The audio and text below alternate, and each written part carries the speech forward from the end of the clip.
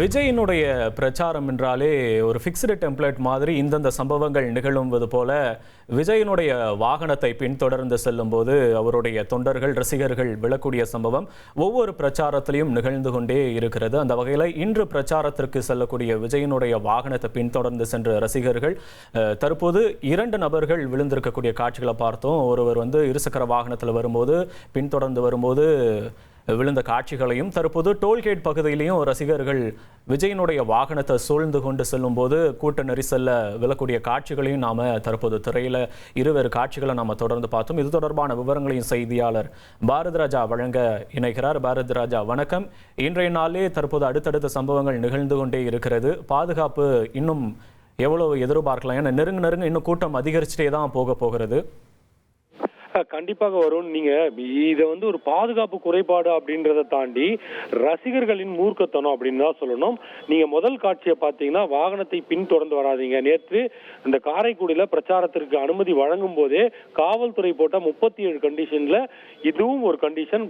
இருசக்கர வாகனங்கள்ல யாரும் பின்தொடரக்கூடாது அப்படின்னு சொல்லப்பட்டிருக்கு. அந்த வகையில மதுரை ஏர்போர்ட்ல இருந்தே அந்த விதியானது மீறப்பட்டிருக்கிறது அப்படிதான் சொல்லணும். நீங்க பார்க்கலாம், கிட்டத்தட்ட 10-15 பைக் இந்த நீங்க விஷுவல்ல ரைட் சைட்ல பாக்குறீங்க. அந்த ரைட் சைட்ல பாத்தீங்கன்னா 10-15 பைக் அவருடைய வாகனத்தை தொடர்ந்து வந்து கொண்டிருக்கிறது. இது ஒரு சம்பவம். இதுல ஒருத்தர் பைக்ல தவறி விழுகிறார். அந்த காட்சியை ரைட்ல பாக்குறீங்க. லெப்ட்ல பாருங்க, நாங்க வட்டமிட்டு காட்டுறோம். ஒரு பவுன்சர் அந்த டோல்கேட் பகுதியில விஜயுடைய வாகனம் நகர்ந்து செல்லணும் அப்படின்றதுக்காக விஜய் போட்டோ எடுத்துட்டு இருந்த ஒரு ரசிகரை தள்ளி விடுறார். அதாவது வாகனத்தின் முன்பாக நின்று அவர் போட்டோ எடுக்க முயல்றார். அவரை ஒதுக்கிவிட முயற்சிக்கும் போது அந்த நபர் நிலை தடுமாறி கீழே விழுகிறார். அந்த காட்சியை தான் நீங்க பாக்குறீங்க. இது ஒரு முறை அல்ல, பல முறை நடக்கிறது. இப்ப இந்த கிட்டத்தட்ட ஒரு 100-120 கிலோமீட்டர் விஜய் டிராவல் பண்ணோம் மதுரை ஏர்போர்ட்ல இருந்து காரைக்குடி அவருடைய பிரச்சார பாயிண்ட்டுக்கு. இப்ப நீங்க பாத்துட்டு இருக்க காட்சியெல்லாம் முதல் ஒரு 30-35 கிலோமீட்டருக்குள்ள நடந்துட்டு இருக்கு. இது போல வழி நெடுகிலும் ரசிகர்கள் பல இடங்கள்ல ரசிகர்களாகட்டும், அதே போல தாவேகா தொண்டர்களாக இருக்கட்டும் குவிந்த வண்ணம் இருக்கிறார்கள். இது அந்த கட்சி சார்பில் பலமுறை அறிவுறுத்தினாலும் கூட தொண்டர்களை கட்டுப்படுத்துவதில் இன்னும் கண்டிப்போடும் கட்டுப்பாடோட இருக்கணும் கட்சி அப்படின்றத மிக தெளிவா காட்டுது. குறிப்பா இங்கெல்லாம் தொண்டர்கள் சேருவாங்க அப்படின்றது கட்சியோட நிர்வாகிகளுக்கு கண்டிப்பா தெரியும். என்ன மாதிரியான நடைமுறைகள் மேற்கொள்ளணும் அப்படின்றத முன்கூட்டியே திட்டமிடணும். தொடர்ந்து இந்த விபத்துகளாக இருக்கட்டும், அதே போன்ற இது போன்ற சம்பவங்களாக இருக்கட்டும். இப்ப இந்த சம்பவத்தை பார்த்தா கூட பவுன்சர் பேர்ல நம்ம தப்புன்னு சொல்ல முடியுமானா முடியாது. ஏன்னா வாகனம் குறிப்பிட்ட நேரத்துக்கு பயணம் எடுத்து செல்லணும். அவர் ஜஸ்ட் அவரை சைட்ல நிக்க வைக்க தான் முயற்சி பண்றாரு. ஆனா அவர் நிலை தடுமாறி கீழே விழுறாரு. அவர் அந்த வாகனத்தின் சக்கரமே அவர் மீது ஏறக்கூட வாய்ப்பு இருந்தது. இது போன்ற உயிருக்கு ஆபத்தான செயல்கள்ல அவர்கள் தொண்டர்கள் தாவேகா தொண்டர்கள் ஈடுபடுவதுதான் வேதனைக்குரியதாக இருக்கிறது.